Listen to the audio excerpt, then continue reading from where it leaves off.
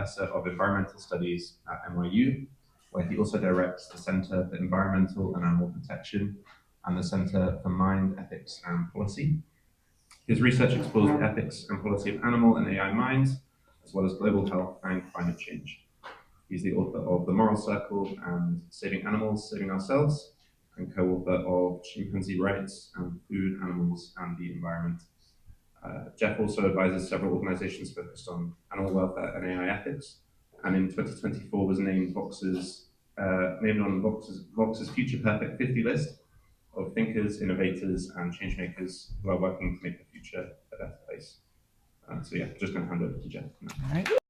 Thank you. Well, first of all, thank you, Jonah, Constance, all of the organizers, and Mike. I had no idea that this place existed and is a turtle sanctuary run by animal and AI welfare advocates. This is incredible. What a perfect place for the AIADM unconference. So thank you very much for organizing and hosting this unconference and everybody for being here. So this is the AIADM, everybody's favorite unconference, with an initially kind of confusing and difficult to remember name. Whenever I talk about coming to this conference, I say, oh yeah, going to the AI and Animals and Digital Minds conference. People who are outside of our small community say, the what conference? And so I thought I could spend my brief opening remarks celebrating the spirit behind that initially kind of confusing and difficult to remember name, because I think the scope of the organization, the scope of the unconference, the scope of the work is exactly right and much needed. And it helps to really sit with why these topics should be discussed together in at least some spaces, including principally this unconference. So obviously the topics of discussion here range from animal welfare to AI welfare to the effects of AI on animal welfare and AI welfare. And individually, these topics are all, of course, very important. I think the importance of animal welfare is now familiar to most people in this room, but to emphasize, we are one species among millions. We are about 8 billion individuals among quintillions. We share the world with millions of other non-human animal species, quintillions of other non-human animals. Some are vertebrates, mammals, birds, reptiles, amphibians, fishes. Many more are invertebrates, cephalopod mollusks like octopuses, decapod crustaceans like lobsters, insects like ants and bees. And increasingly, our species is shaping the fates of those other species, of those other animals, deciding whether they can live at all, what kinds of lives they can have if they do. And moving forward now, thanks to our technological progress, that same dynamic is going to emerge with this new class of non-human entities, with digital minds, moving forward in the same kind of way that there are many more invertebrates than vertebrates and much more diverse invertebrates than invertebrates. There will now be many more digital minds than organic minds, and much more diverse digital minds than organic minds. And we will once again be shaping the fates of these beings, determining whether they can exist and what kinds of existences they can have if they do, at least for however long we remain in control until they take control away from us, which of course may or may not happen at some point. So that raises a lot of really pressing foundational, theoretical, and practical applied questions at the intersection of mind, ethics, and policy. Questions about status, what types of entities can be conscious, agentic, otherwise morally significant, about welfare capacities and moral weight. How much do particular entities matter, if they matter at all? How much does an elephant matter in comparison with an ant, in comparison with a robot, in comparison with a chatbot? Then what kinds of interests and needs and vulnerabilities do these entities have, if they have any at all? What does an elephant need to live well? What does an ant need to live well? What does a robot need to live well, if anything? What does a chatbot need to live well, if anything? And then, of course, questions about what follows for their legal status, their political status, how we can build a multi-species and multi-substrate society where everyone can flourish as much as realistically possible. So a lot of shared foundational theoretical questions, and then a lot of shared practical and applied questions. How can we honor our responsibilities to this vast number and wide range of potential non-human stakeholders, while also working within our profound epistemic and practical and motivational limitations as a species?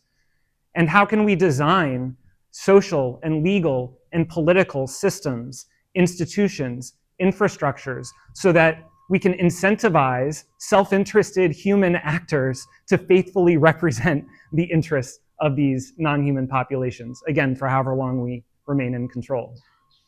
And then how can we ask and answer these questions despite ongoing bias, ongoing disagreement, ongoing uncertainty, and all of the other important issues that we have to face as a society? So a lot of areas where these topics interact, especially when it comes to aligning increasingly powerful AI with the interests of not only humans, but also other animals and potentially one day AI systems. So the topics are of course interconnected, but I want to make a further point, which I think some people here agree with, maybe not everybody. In addition to being interconnected, these topics also benefit from being integrated in at least some spaces. They of course benefit from being integrated theoretically, because when we talk to each other, we can all learn from each other.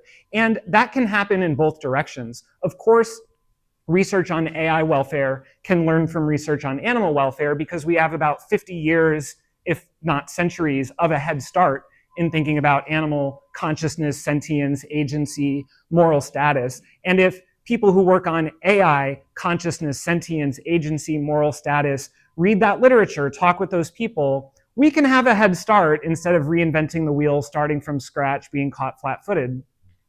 But in the other direction too, there can be theoretical benefits. When we started studying animal minds seriously, that enriched the study of human minds because it made us realize that we had previously been thinking about important mental capacities like perception, attention, learning, memory, self-awareness, social awareness, communication, reasoning through a strictly human lens. And that really narrowed and limited our thinking about what these capacities involve and what kinds of forms they can take.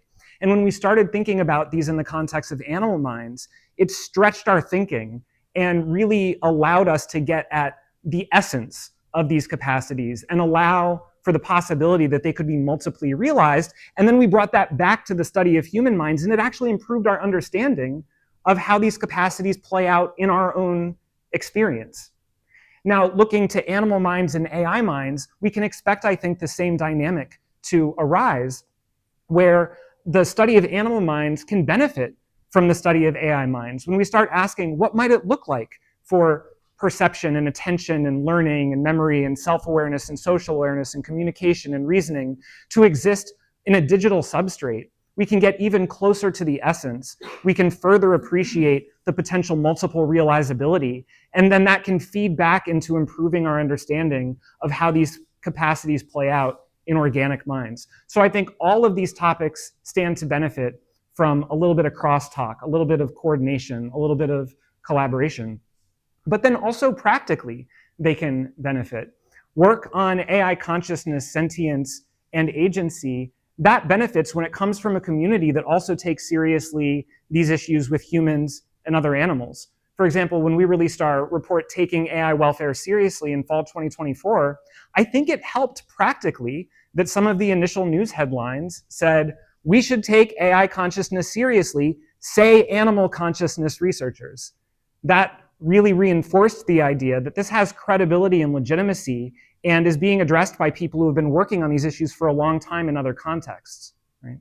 And then similarly in the other direction, animal consciousness can benefit from AI consciousness practically because AI consciousness is bringing new energy and excitement, enthusiasm, resources into these old questions. And if we have bridges built, then animal consciousness work can benefit from some of that momentum.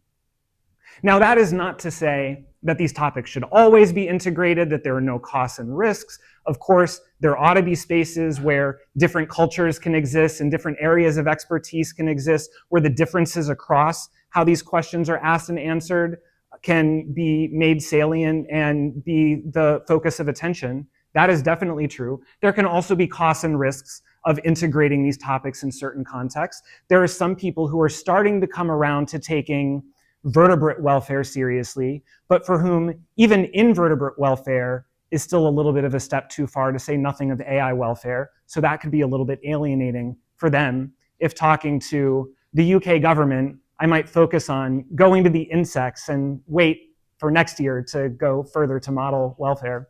And then similarly, there can be some people who are attracted to model welfare, AI welfare, because this is cool and future-oriented, and it feels like being on the cutting edge, but then they might bristle at the thought of taking animal welfare seriously because of connotations with veganism and having to change my lifestyle in ways that would be inconvenient. So we have to take all of those practical realities into account. And I think what follows is simply that there should be some spaces where these topics are specifically, explicitly integrated, and then some spaces where these topics are explored separately.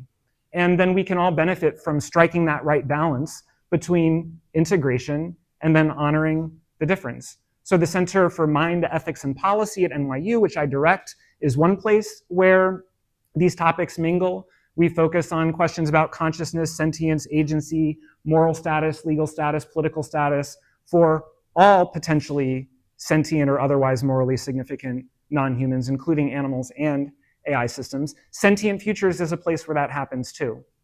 And then there are other places where they can be focused on separately. I love that Jonathan Birch in his new center at LSE is focusing on animal welfare. I love that Robert Long and Elios AI Research is focusing on model welfare. That should happen too. And then we can collaborate and coordinate and find the right moments to talk about them together versus talking about them separately. So I say all of that to say this. The AIADM unconference is a rare and special place where we are specifically trying to talk about these topics together. And so I would encourage those of you who are here with a special expertise and interest in one of these topics to take advantage of briefly being in a space where you can mingle with people who are working on the other topic too. Specifically try to go to some of those lightning talks or discussions and hear about the questions other people are asking, the insights other people are offering, and see how that can enrich your work. And then you can take that back and work in your own silo again soon enough.